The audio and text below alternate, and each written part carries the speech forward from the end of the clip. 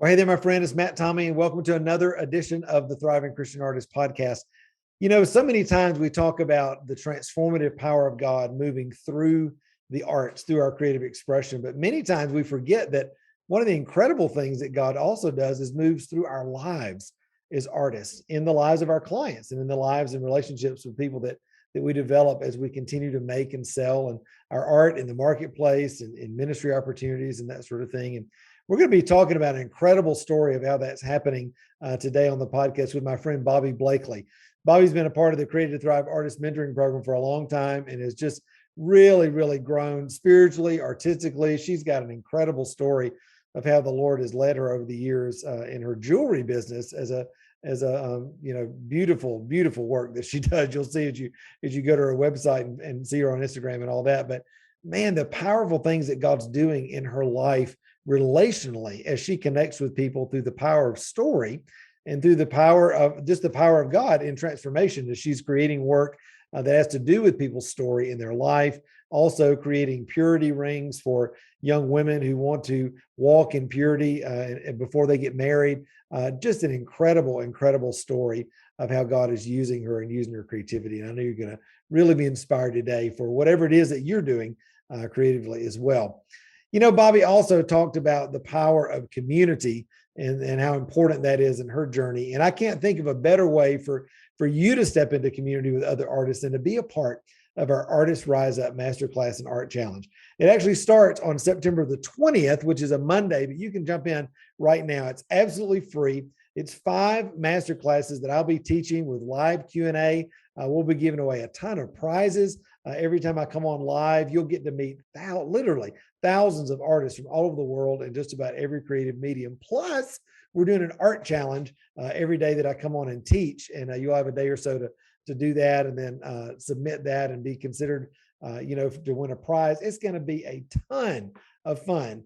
If you've never connected with, or if you have connected with it, you're just not in the latest little bit, you've not connected with other Christian artists who are on the same journey as you, who love Jesus, who want to be a part of this army of artists that God is raising up all over the world, I want to encourage you.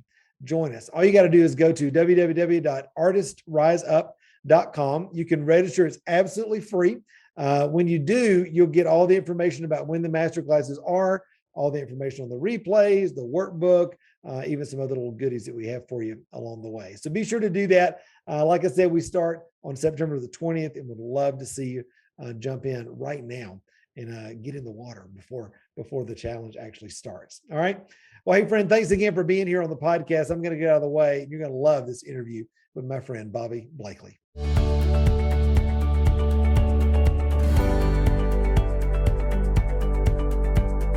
Well, hey, my friend, I'm so glad that you are with me on the podcast today. One of the most joyful people I know, fellow artists and fine craft artists, is Bobbie Blakely. And Bobbie, I am so glad that you are with me on the podcast today. Welcome.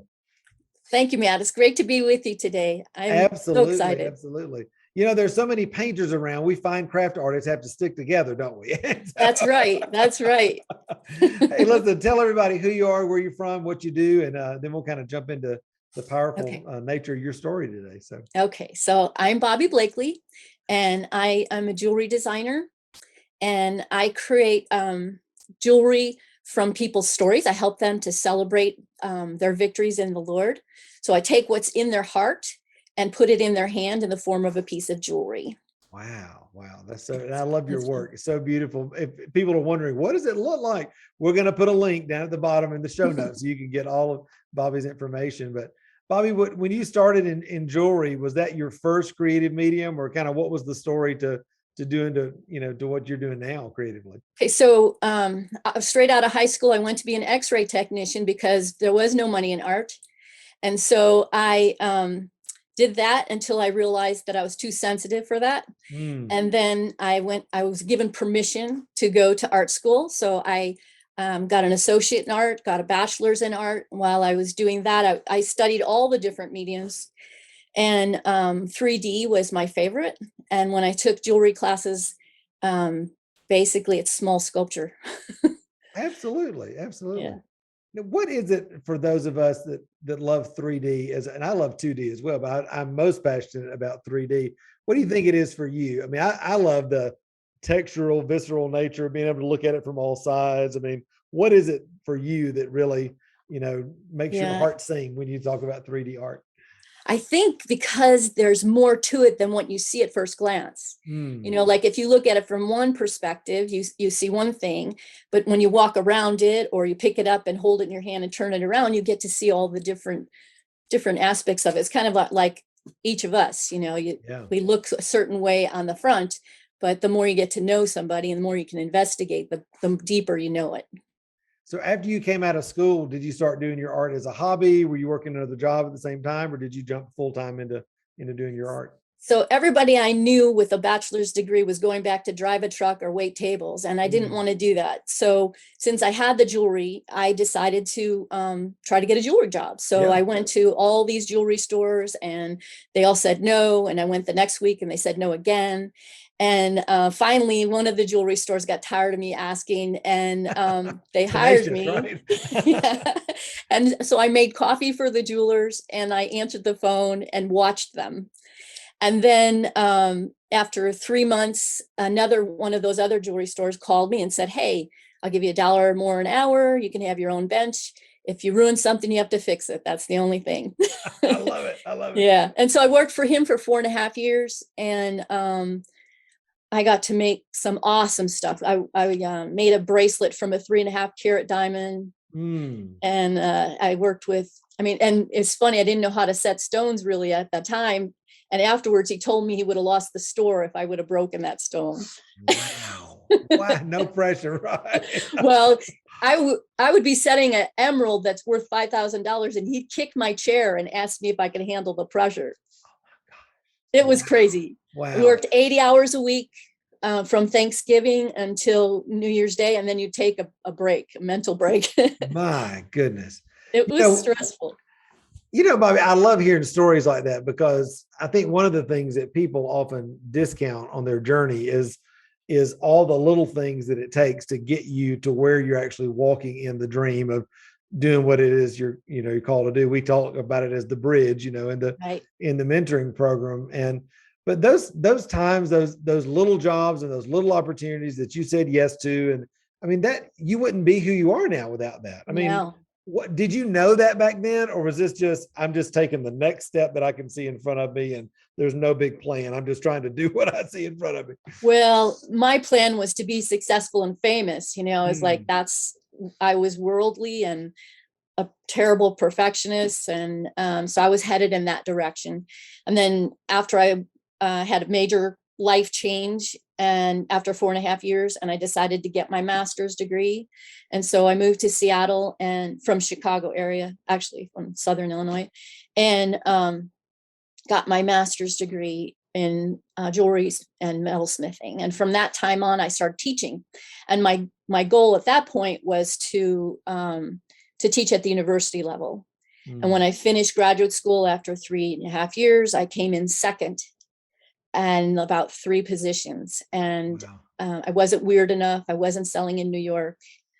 And so I sort of went on this crazy downhill cycle of, trying to make things happen for myself. When they didn't, then I cried out and said, there's got to be a book. It's got to be a book on how to live your life, because I've messed up pretty bad. Yeah. And then I got a job teaching in Massachusetts at a fine arts school for girls, and then went back to Chicago, which is my hometown. And but the Lord had big plans, and so I was raised Catholic, and he took me to Jesus People USA, which is a church in the Chicago area. Okay. And I realized that I needed Jesus as my Lord, and Wow. so life changed at that point. And so he introduced himself to me seriously. However, I was still in a really strange situation. And so I learned how to pray. I learned how to surrender.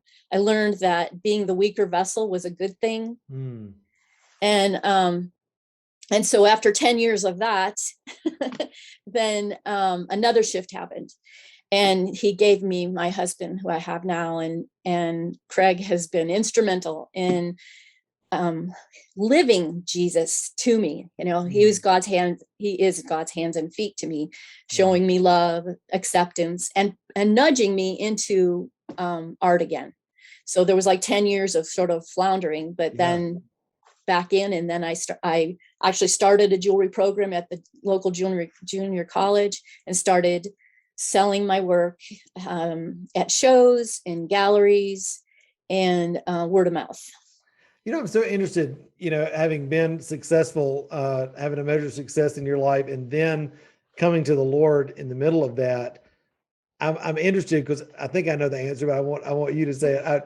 I would bet that there probably was not a lot of context for a relationship with the Lord and your life as an artist when you came into the church. Did you find that to be incongruent for a lot of people, or were people very accepting of that? Or, I mean, how were you processing that whole thing as you were a new believer? For those 10 years and even more now, up until just recently, actually, most Christians don't think that, making jewelry is a good thing. You're creating idols, all sorts of stuff that you hear from people. And so I struggled with that, it's like, do I do this? Don't I do this? Of course, until so the next greatest thing was,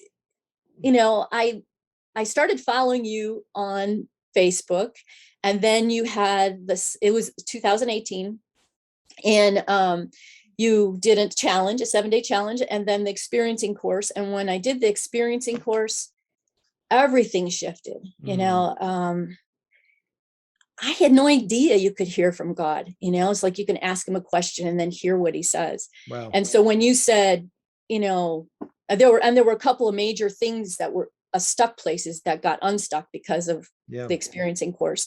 And so I started journaling like you recommended, and it opened up incredible things. The first time it was like, what does God think about this? You'd said, and I was like, how do I know what God thinks about this? And then you said, just write it out. And so as I did, it was amazing what came out in writing. So I journaled every day, and at the bottom, I would draw a picture, and it would be the same thing. It would be like, I would ask, and the Lord, words would come out. I'd have to look some words up because they're not words I would use. Okay. He would take me in a totally different direction. And then at the end, I would start drawing. And it wasn't like I had a picture of what he was saying and then drew that. It was more like I started drawing, and the next thing I had a picture. And usually it was a self-portrait of me and him. And even at the time, I didn't take those drawings very seriously. However, recently I posted one and somebody wanted to buy it. And it was like, I'm amazing. Imagining for you as a recovering perfectionistic person, this whole kind of intuitive, just go with it. And this is probably a challenge in the natural. Yes. It has been a real ride. And it's interesting because in the beginning of it, it was this great thing, learning all this stuff. And then I felt like the Lord was calling me to write. And I was like, write, I can't write, and so I thought, okay, I'll do that, and then he said, you first, I want you first. And I didn't understand what that meant. I thought I did. And then we had a car accident and I fractured my back. Yep. And so it was like these pauses, but it wasn't a stop. Because of the mentoring program and because of you, I didn't stop because I had a fractured back. I just kept pressing into the Lord. And I wasn't making jewelry for several months. And then I started again, jumped right back in. And it's funny because it was all about the product again. Every time you'd get this shift, and God is trying to say, no, it's not about the product. And yet I didn't really get that till just maybe a month ago. Wow. There's a few things again. It's like, I'm very stubborn. I'm almost like a bulldog. If I get into something, you're gonna have to pry me loose. Yeah. And so that's what he does. He sort of does certain things. And so this year I felt like I set two major goals that are dreams that are way beyond what I would even imagine. And one was to have a solo show. And I have all the ideas in my head of what that might look like. And then the other is to have a retreat center where people come and they spend maybe a weekend, maybe a day, Yeah. and they work in the studio with me. And that is, that's such a big dream, but I have something in my hand that looks like that I started. Wow. And that is, I invite young girls into my studio and they make their purity rings with me. Wow. And so there's 13 girls that I've done that with. And I haven't monetized it. It's been ministry, but I see that as like we would be a destination place. I don't have a huge studio. It's a small studio. I mean, it's good size. 2 people could fit in it. But for that, it would have to be something bigger. And so it's like, okay, I'm reverse engineering it, like you say, okay, so what do I have right now? And so, so I'm going to first seek out all the girls, the 13 girls that I've had, and I'm going to create a Facebook group, and it'll be called Honor Ring. And it's all about how we honor people. So we honor God first. We got our parents and those in authority over us, and then ourselves. The best way to do that is to take what they have invested in us and be the best we can be. So that way, if you didn't have parents that were the best that you thought they should be, or the most loving or whatever, there's something they've invested in you that you can then apply to your life and be better. And as we do that, we are actually honoring them and God first, as our identity. I love that, because so many people talk about wanting to see the transformative power of God move through their art. I mean, my new book, Prophetic Art, we talk a lot about that and that sort of thing.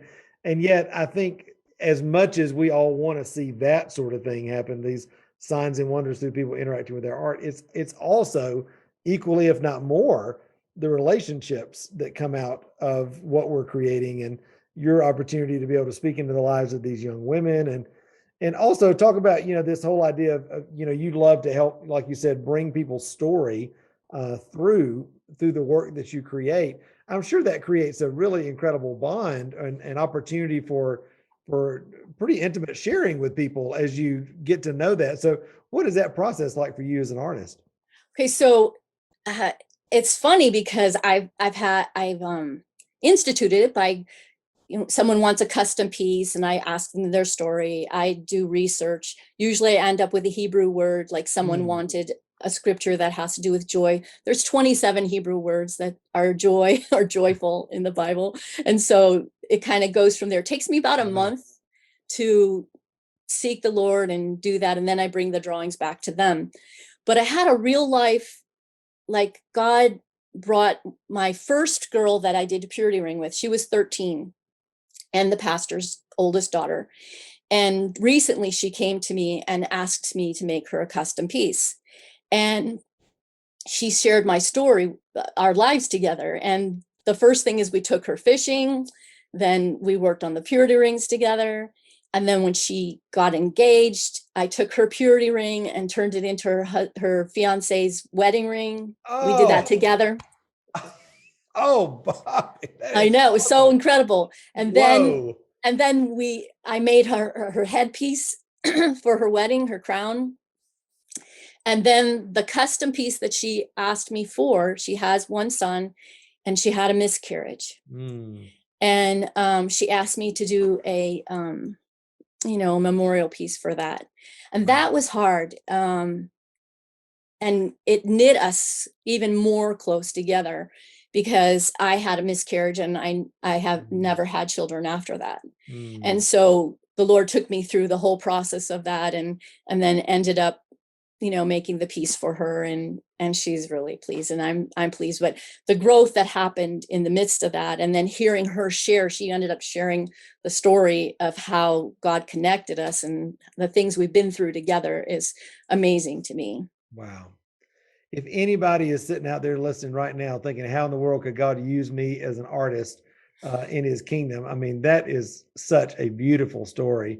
Bobbie. And I think that's just, it's so humbling, isn't it? Oh my. When you're just doing the thing that God's created you to do, and you start to, in hindsight, mostly is how I see it, Yeah. you start to see all these things converging together by the Holy Spirit that puts you right smack dab in the middle of a transformative experience for somebody. I mean, that's just, what better place to live in, right? I know. And what's amazing about it is her asking me to do that came at a point when I was thinking, Lord, can you use me? Mm. Am I really doing what I'm supposed to be doing? Um, and the whole idea of prophetic art, that was like a really challenge. And at some point, I mean, prayer was always important to me. And then you interviewed on a podcast, Kate and Trent, Yeah. and they talked about how important it was when people prayed with them actually in the community. Yeah. And I started doing that because I thought, well, that's really great. And so Sure. as I started doing that, people started saying that I was right on, that what I was praying was right on. And then more different things, or people, you would be saying something, or I'd hear a sermon or listen to a song, and God would give me a picture of a piece of jewelry. Wow. And so all these things were starting to happen, and it was like, who am I? What's going on here? You talk about signs, and that God wants to do signs and wonders through us. All Yeah. I could think of is, yeah, and that he wants us to be a sign and a wonder. It's Yeah. like, yeah, it's a sign that you redeemed me, and everybody's wondering how you're going to redeem me next. Bobbie, talk about that, because, you came from a pretty traditional background. Many people do, either no faith background or mostly, pretty traditional. This whole idea of hearing God, hearing his voice, seeing pictures, that sort of thing.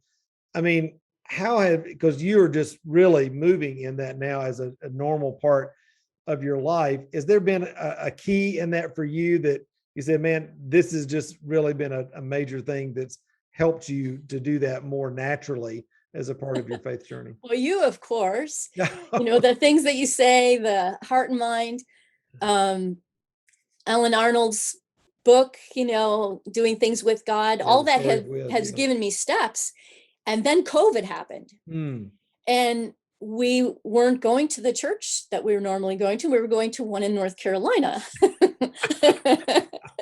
Yeah, for those who don't know, Bobbie's in Oregon, but she goes to my church in Western North Carolina online, and even in a small group, right? I mean, I think it's fabulous. Yeah, I've done several small groups, I and love it. I just love it. And at some point we thought, well, maybe the Lord's moving us to North Carolina. Right. And then I always say, Lord, use me where you want me, And so, but we have not gone back to our church. And there are things about our church that are different than that avenue that I'm traveling in now. Yeah. It's like, and so I feel like a square peg in a round hole. Yeah. And because I'm separated from it, and actually, COVID, even though things are opening up, there's still separation because I'm heading to Texas to take care of my brother. He's going to have surgery. And so I want to stay healthy. Yeah, sure. And so Sure. I'm keeping myself separate. And that has enabled me to move forward without anybody saying, hey, wait a minute, that's not right. Yeah. What about this? Right. Yeah. Yeah.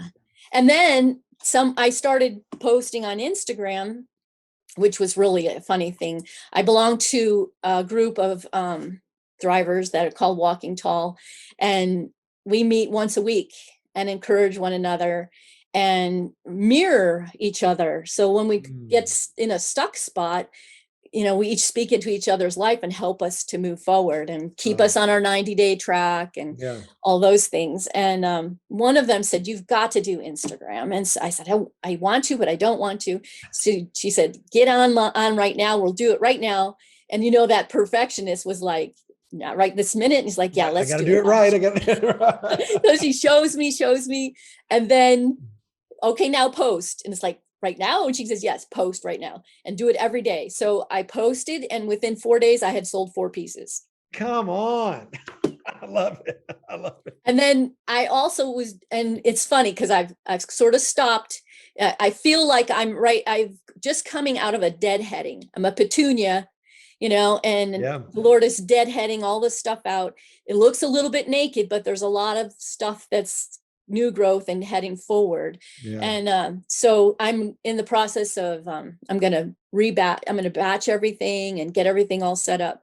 But just recently, I was doing Facebook Lives, and then a friend said to me, "You need a GoPro, you know, these are horrible, your lives are horrible, and you need to make it better." So I stopped and I'm a real techie geek. You never know it, but I love techie stuff. And Yeah. so I delve into learning, you know, and so someone just called the other day and said, "Can I come over and see your jewelry?" Sure. And it's somebody whose mother I know, and she brings people over all the time to buy pieces from me.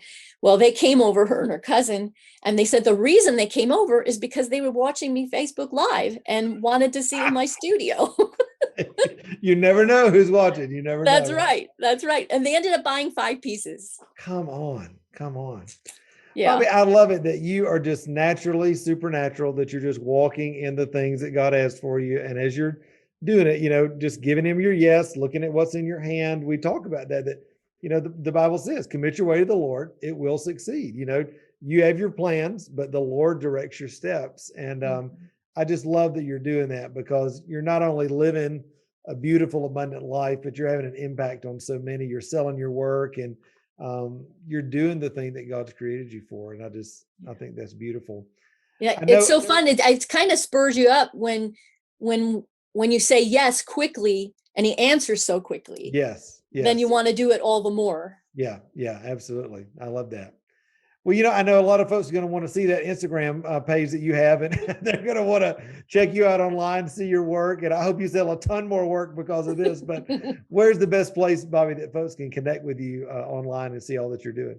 Okay, so Instagram, it's Bobbie Blakely, and Facebook, it's Bobbie Blakely Jewelry, and my website is bobbieblakely.com. Pretty easy. Awesome. Awesome. Consistency and branding. We love that. So, well, Bobbie, we're going to put all those down in the show notes for folks so they can click over there easily. And thank you for sharing your story. It's such a inspiration just to see the beautiful way that the Lord's led you all these years and continues to. And I know you believe too, the best is yet to come. So thank you so much for being on the podcast today. Well, you're very welcome. And thank you for having me. Absolutely.